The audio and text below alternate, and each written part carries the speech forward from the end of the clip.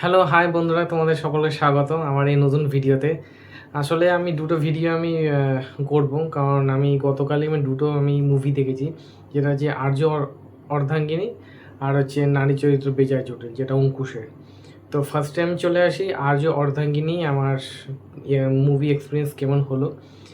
তো বলতে গেলে আমি আজও অর্ধাঙ্গিনী যখন ট্রেলারটা দেখেছিলাম, আমার কোনোটাই কিন্তু মনে হয়নি যে আজও অর্ধাঙ্গিনী যে মুভিটা করা কোনো পার্সোনালি হোক বা যেভাবেই হোক কোনো কারণ আছে করা। কারণ অর্ধাঙ্গিনী মুভিটা যেখানে শেষ হয়েছে, সেটা কিছু গল্প অনেক অনেক এমন গল্প আছে সেটা কন্টিনিউ না করলেও বা চলে, কারণ সেখানে গল্পটা সেখানে শেষ হলে একটা অতৃপ্তি কিছু কিছু গল্প লাগে সেখানে, মানে প্রয়োজন হয়।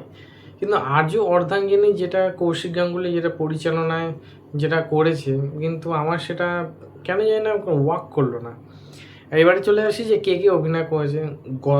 গতবারে যারা ছিল সেখানেও এখানে আছে কৌশিক সেন আছে, চুনি গাঙ্গুলি আছে, জয়া হাসান আছে, আমাদের অম্বরীশ আছে, আমাদের লিলি চক্রবর্তী আছে, এরকম অনেকেই আছে কুলকুশলীরা।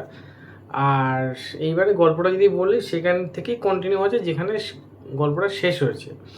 এবার দেখা যাচ্ছে অম্বরীশের বিয়ে হচ্ছে।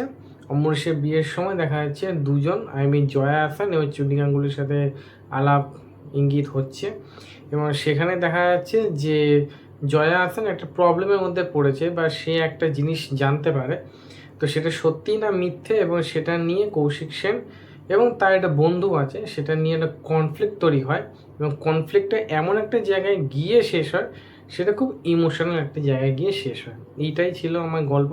এর থেকে বেশি জানতে হলে তুমি তোমার এবার মুভি সিনেমা হলে যাও, গিয়ে দেখে নাও।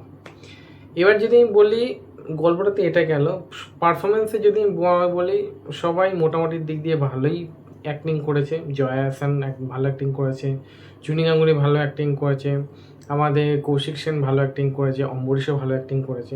কিন্তু এইবারে ফোকাসিংটা শুধু রাখা হয়েছে চুনি গাঙ্গুলি এবং জয়া হাসানের উপরেই রাখা হয়েছে। কৌশিক সেন এবং জয়া হাসানের কৌশিক গাঙ্গুলি আর চুনি গাঙ্গুলির আগে যেন ফোকাসিংটা বেশি রাখা হয়েছে, এইবারে বেশি রাখা হয়েছে যে দুটো নারী চরিত্রের ওপর, চুনি গাঙ্গুলি আর হচ্ছে জয়া হাসান।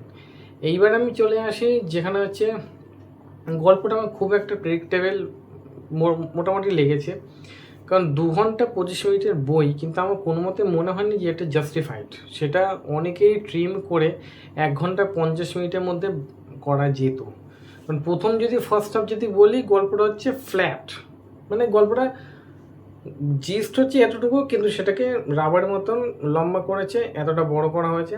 আবার সেখানে যখন সেকেন্ড হাফটা আসলে মেনলি ইন্টারেস্টিং সেকেন্ড হাফেই বলতে গেলে গল্পটা বেশি আমাদের এনকারেজ করেছে, গল্পটাই বেশি বেশি ধরে রেখেছে হচ্ছে সেকেন্ড হাফটা। ফার্স্ট হাফটা অতটা বেশি আমার ভালো লাগে। আর যখন থেকে ঘটনাটা টুইস্ট শুরু হয় শেষ পর্যন্ত, ওটা বেশ দেখার মতো, এবং লাস্টে যে ইমোশনাল যে জিনিসপত্রগুলি দেখিয়েছে সেটাও খুবই ভালো, এবং গল্পের মধ্যে জাস্টিফাইড ওটা। কিন্তু এইবার যদি আমি বলি, সেকেন্ড হাফের সাথে থার্ড একটা পার্টের একটা ছোট একটা সম্পর্ক রাখা আছে, সেটা তো পরে এবার সময় বলবে যে থার্ড মুভিটা আসছে কি আসছে, বা থার্ড পার্টটা আসছে কি আসছে না।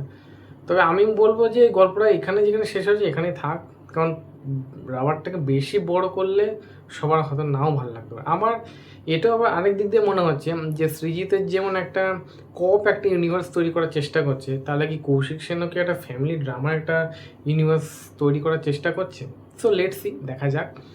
ভালো দিক আর যদি বলি খারাপ দিক, ভালো দিক আমার এটাই লেগেছে যে সবার অ্যাক্টিং যেরকম ভালো হয়েছে, গল্পটা যদি আমি বলি খুব প্রাসঙ্গিক, এখনকার দিনে যে ঘটনাগুলি বা এখনকার দিনের সম্পর্ক নিয়ে যে কনফ্লিক্ট তৈরি হচ্ছে, সেটা নিয়ে এই আজও অর্ধাঙ্গিনী মুভিটা তৈরি করা হয়েছে। আর খারাপ যদি আমি বলি, মুভিটা আরও ট্রিম করলে আমার বেশ সুবিধা হতো, সবারও সুবিধা হতো।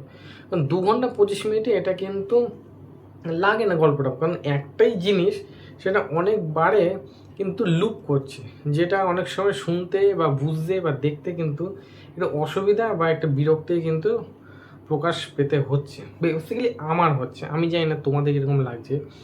আর এই হচ্ছে আমার খারাপ, এই হচ্ছে ভালো দিক। পরিচালনা তো অবভিয়াসলি কৌশিক গাঙ্গুলি যখন করেছে, অবভিয়াসলি এটা তো খারাপ হওয়ার কোনো ব্যাপার নেই, এটা ভালোই হবে। এবং সবার ইয়েও ভালো হয়েছে। লোকেশান তেমন কিছু নেই, কলকাতার মধ্যেই এটা বেসিক্যালি লোকেশান উপরে শ্যুট করা হয়েছে। বেশি দিন আমার মনে হয় না শ্যুট হয়েছে, খুব কম দিনের মধ্যেই শ্যুট করেছে আজও অর্ধাঙ্গিনী। আর যেটা প্রেফারেন্স যেটা লেগেছে যে চুডি গাঙ্গুলি এবং জয়া আহসানকে দুজনকেই স্ক্রিনে যখন আসছে এরা কনফ্লিক্টের সময় দেখতেও ভালো লাগছে। কনফ্লিক্টগুলি যে বলছে, যে ফোকাস বা যে লজিকটা যেটা দিচ্ছে সেটা খুব দেখার মতো এবং বোঝার মতো এবং শোনার মতো। এটাই ছিল আমার রিভিউ। তোমরা যারা আজও অর্ধাঙ্গিনী যারা দেখে এসছো, প্লিজ তোমরা কিন্তু আমাকে কমেন্ট করে কিন্তু ভুলতে যেও না। কমেন্ট করো, লাইক করো, শেয়ার করো আমার এই চ্যানেল, এবং যারা যারা আমার এই চ্যানেলে আসছো প্লিজ প্লিজ প্লিজ তোমরা কিন্তু আমার চ্যানেলটিকে সাবস্ক্রাইব করে যেও না। সাবস্ক্রাইব করো এবং লাইক দাও, শেয়ার করো তোমাদের নিজের প্রিয়জন এবং ফ্যামিলির মাধ্যমে। Thank you, good night, sweet dreams, by.